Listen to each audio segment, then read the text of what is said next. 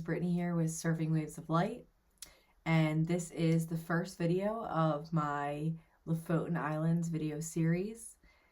I just got back from a solo trip to northern Norway to a place called the Lofoten Islands, and I was guided to go there by my guides. I didn't even know what the Lofoten Islands was before this winter, and I certainly never thought to go there. Many of you may know that I have a dream to backpack Asia for 6 months, that part of the world.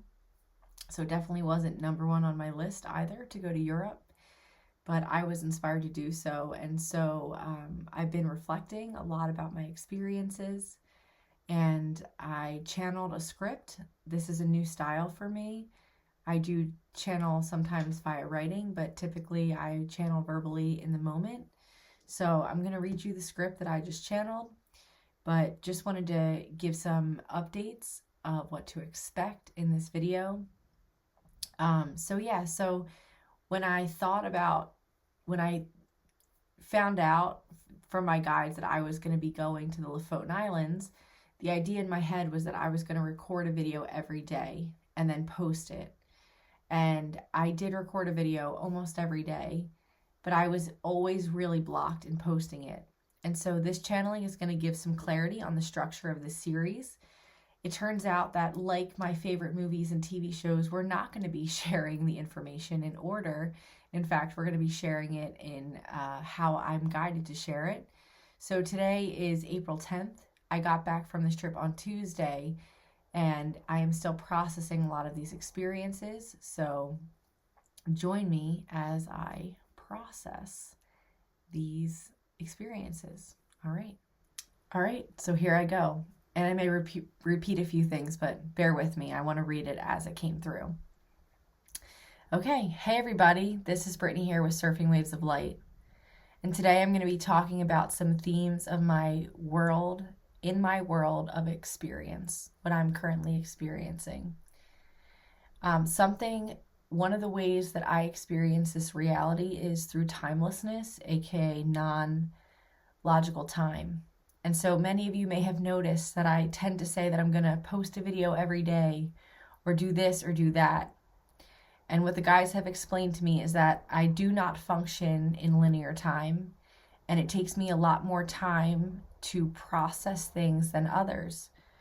So when I have an experience, it takes me later time to fully understand how that experience impacted me on the deepest levels. So this Lofoten Island video series will be out of order, and I will be figuring out my style and relay the messages to you as they come and as I fully process them. For starters, one of my experiences is that sleep and the moments between dreaming and waking feel really strange. Dreams are feeling extra real, and sleep has been fleeting.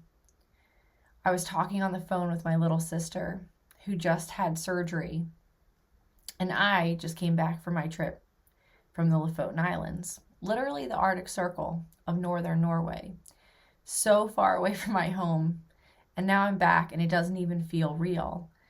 And people are asking me questions that I just don't quite yet know the answers to, and the processing of it all seems really strange. My sister, she feels like her mind is still catching up with her body and the transitions that her body had through her surgery. The fact that she even had surgery is something she can't quite grasp. And I've been feeling that anesthesia is a lot like travel. It shifts you into another dimension, where in one world your foot was broken and in the next it is healed. And it's these shifts in consciousness, however they are brought out, that provide the basis for a new world, for a new quantum reality. And all it took was belief that it happened. To me, Norway feels like a dream, and there's not one single person in my current life whom I shared the experience with. I went on a solo trip. No one to prove physically that reality ever existed. It's wild and mind-blowing, and yet these are the kinds of shifts that we are being guided to make. To use our focus and mind training to decide that we are going to be okay, no matter what the circumstances, and not leaving it up to chance or doubt or indecision. The kind of shift of this reality that is needed is not happening to us. It's our conscious decision to value and love ourselves in each moment, to create the heaven that we want, the heaven on earth that we want through our conscious decisions. Not attached to money or fame or fashion, just the focus and cultivating of love and peace and oneness, which are the only true gifts that can really be received. Everything else is just an illusion. And this is why the ETs will not jump at any chance to greet us in their physical bodies. They've done that before. They've come in their ships and in their glory to civilizations on the brink of a quantum leap, and their physical presences just set them back. Because it's so easy for our minds to attach meaning to the physical world and to change this world, we truly need to be in touch with something deeper, with the idea, feeling, and energy that is not sensed through our eyes, ears, and noses or physical touch. The ETs and angels communicate with us through the unseen realm because it forces us to practice the skill that will allow us to consciously transmute this reality, and they can't do it for us. So if they came on their tiny ships and brought us wisdom, we would most likely externalize our guidance and idolize them, which is exactly the means that will keep us being attached to this world. That is all this process is right now. Recognizing that some of your dreams are just idols, not the true gifts of love. For example, so as I go through this channeling, you're going to hear me talking and my guides. And so you'll just notice a shift in perspective and just stick with me. So this is my guides. And it's all my guides, but the voices change, the perspective changes. For example, this being always puts a beachfront house on her vision board. And she isn't super attached to it, but she talks about that as one of her potential futures. So we created an experience for her where she got to live in a beachfront house. And once she finally did it, she realized that it was beautiful, it was wonderful, and it was amazing. But it truly didn't make her life any different on an energetic level.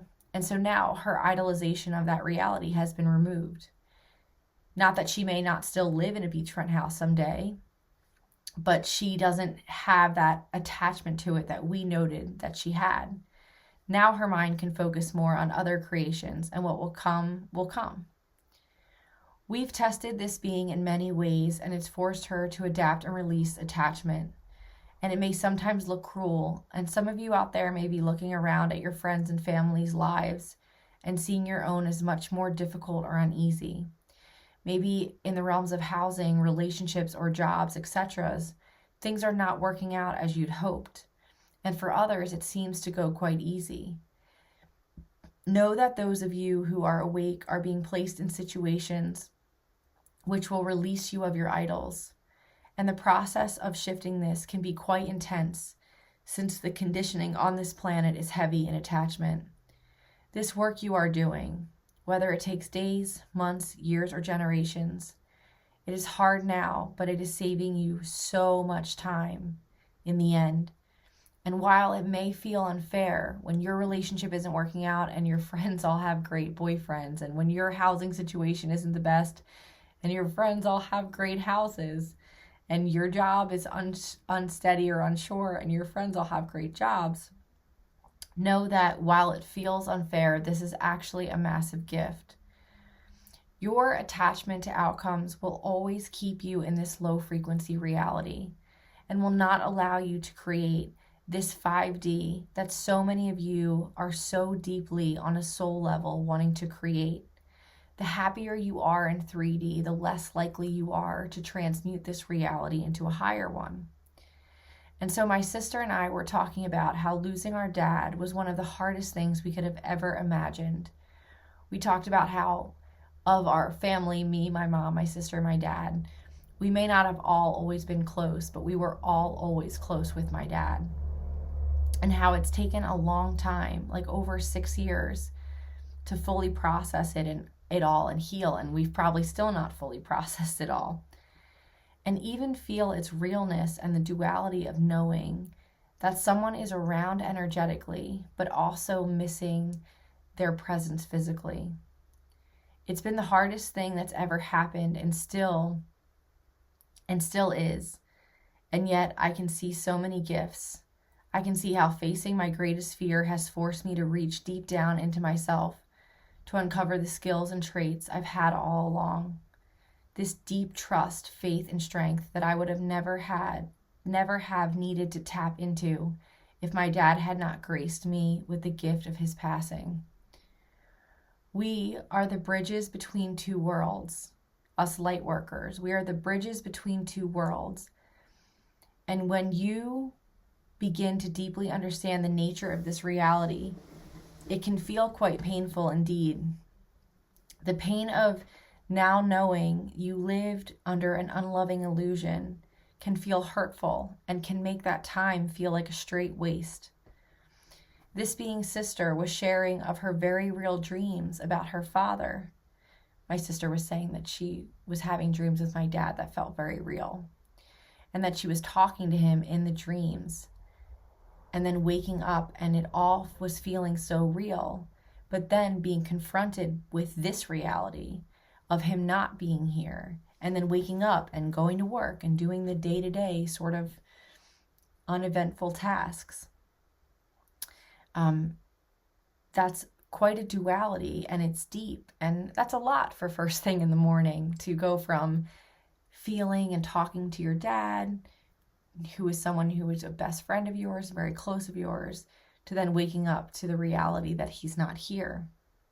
And really, we both have really been feeling our dreams very really. That's along with this whole time and energy. So this being me laughed because she has been listening a lot to a YouTube channel called GFL Station, and shout out to that channel because it's super loving and super high vibe, and it's been so great to listen to. So shout out to you if you're for some reason listening to my video. And many of the transmissions in this channel talk about how many light beings and light workers right now are having dreams about being with their soul families and their starseed galactic families. And this being keeps thinking, I feel so deeply and so intuitively connected to this reality, and yet she never has dreams of being home on the ship or in more loving worlds. So just to make that clear, I hear from this channel that a lot of light workers right now are having dreams of being home with their star families. And I don't have those kinds of dreams. I do have very real dreams, and some are very nice. Some are processing old emotions. And so they're all saying, oh, we're having dreams of being with our ships. And so I was thinking, I'm not having those dreams. So I meditated on it. And when I meditated on it, my guides told me that I'm not currently eligible for dreams like this because my awareness already feels the contrast of the earth life so strongly and remembers what it feels like to be home, not in this dimension. And so my higher self has decided that those dreams don't serve me right now because it would be too much contrast for me to feel that reality and then come back to this reality. I'm already experiencing that in different ways. But what the guides are saying is that she can trust and know that she is always home and that this experience is temporary and patience is the key. And this was one of the big lessons for her on this trip, patience. She felt all the feelings of discomfort, anxiety, pain, nausea, chest palpitations, dehydration, dizziness, panic/severe anxiety. And why we put her through the ringer was to show her her own strength, to show her what she is capable of, no matter what the mind or the physical body is saying, that she can connect with a deeper truth, the truth that no feeling, good or bad, will last forever. So she just has to be patient, which this being managed to do on countless trains, flights, and long days of taking multiple flights with long layovers, feeling totally drained and needing to overcome a mental challenge, and yet with trust and patience, she was really able to show herself her true strength And that is why we are throwing some tough circumstances in front of all of you right now. We want you to see your own strength. You each are incredible and capable of unimaginable things. And yet, with your willingness and openness, you can be the instruments of this creation. In these videos, this Lofoten Islands series, you will hear channeling from the mountains, the Nordic ETs, and Brittany's guides. They will have valuable insights for how to manage this complex energetic shift. They will have valuable insights for how to manage these complex energetic times. The shift is happening, and the experience may be quite different than you expected or how your mind thought or planned it to be. There is nothing you cannot do, and we are here to show you that. A few more updates on my life. My last partner, Greg, who I was with for 6 years, and I are continuing our spiral out, our gentle spiral away from each other. We've been taking more and more space and time between our moments together. I have so much love for this being, but also the knowing that I need to fully stand on my own 2 feet. It's another grieving process, even though I know it's in my highest good. And all these processes of feeling like we are losing really good things in our life and tolerating/embracing the waiting period of when the next peaceful good feeling comes. For me, losing my dad, losing Greg, these are all seemingly good things in my life. And yet, it's this period right now of the discomfort of the feelings that come with letting these different aspects of myself go. And waiting for, the next more naturally happy, peaceful feeling to come, but also being patient through those emotions and feeling the peace. Because if I learned one thing on this trip, this time travel, dimension shifting moment, is that trust is embodied when you open your mind and heart to peace in the midst of severe emotions. Emotions of tiredness, anxiety, feeling dirty, traveling for a long time, waiting for an airplane to land and to release you from the psychological torture of being confined to a tiny seat for 8 hours.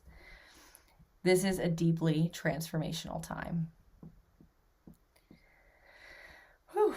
So that is my guides and me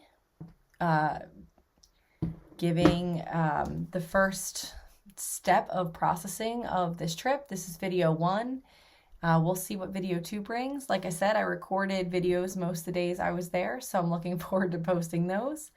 But it seems like the guides wanted to do a little intro speech and share a bit about what this journey is going to be like.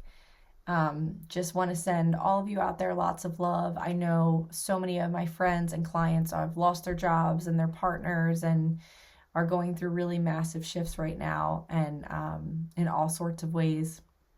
And so I think if we just focus on the guidance that right now we're being put in these situations to test our patience, to test our trust, and not in a way like how we were tested in school, but just to allow us to see how strong we are and how resilient we are, and taking away some of our crutches. I know for me, sleep has been a big crutch the past few years, and I was deprived of sleep. I feel it every moment of this trip. And when I was on my own and out in the world, I did really feel like I had the guidance of just be patient, know you can get through this. And so whoever needs to hear that tonight, I hope that brings you some peace. And just know, like they said in the verbally or written channeled message, that feelings, good or bad, they will pass. So just brace yourself and be patient. And that's really what this process is. We are just transmuting this reality. We just have to patiently go through each and every unloving idea and belief and allow those ideas to come to the surface, see them through situations in our life, and then shift how we do things. And every time we do that, we bring a little more love and a little more love and a little more love. And if your life looks messy right now, you are being gifted with the chance to start over. And another channel I was listening to today, YouTube channel that talks a lot about geomagnetic storms, and very, very interesting guy. He was saying how there is a lot of energy right now that is messing everything up. And he was talking about Shiva, the destroyer.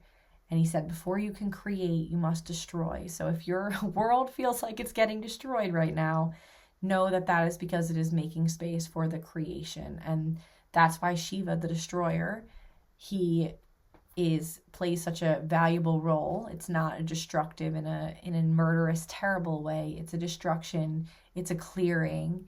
It's a space making for the next chapter. And those of you with a messy life are being granted access to a brand new chapter. And the more clear you are of any old ties to the third dimensional world, the more wide range you have to create a beautiful fifth dimensional world and embody that world. I'm very much looking forward to you guys hearing some of the channelings that I did. The channeling from the mountain was really, really interesting. It's not an energy I'm around a lot, but here it is in my video. I didn't even do that on purpose. Oh, there it is again. The mountains. You know, I'm a water girl. I just looked at my license plate today and realized that it says FLD, but I realized it's like flow. And I'm like, oh, that's me, flow. Anyway, okay, so that is going to wrap it up for this video. I hope you guys enjoyed. If you're going through any challenges or want to share in the comments how this video resonated with you, or maybe one line or, you know, one time period, I'd love to know what messages resonate with you all the best. I really appreciate each and every one of you. I love you guys so much, and just know I'm sending you lots of love as we move through these very transitional times. The gifts are going to be great, and now we just have to be patient. The gifts are going to be great. We must just patiently wait. Love you guys. See you in the next one. Oh, as some of my favorite YouTubers say, drink water, hug your mother, and I'll see you in the next video. If anyone can name the channel that I'm referring to, I'd love that. Otherwise, I'll reveal it soon because it's such a good channel. It has nothing to do with spirituality, but it's great. Okay, love you guys. Bye.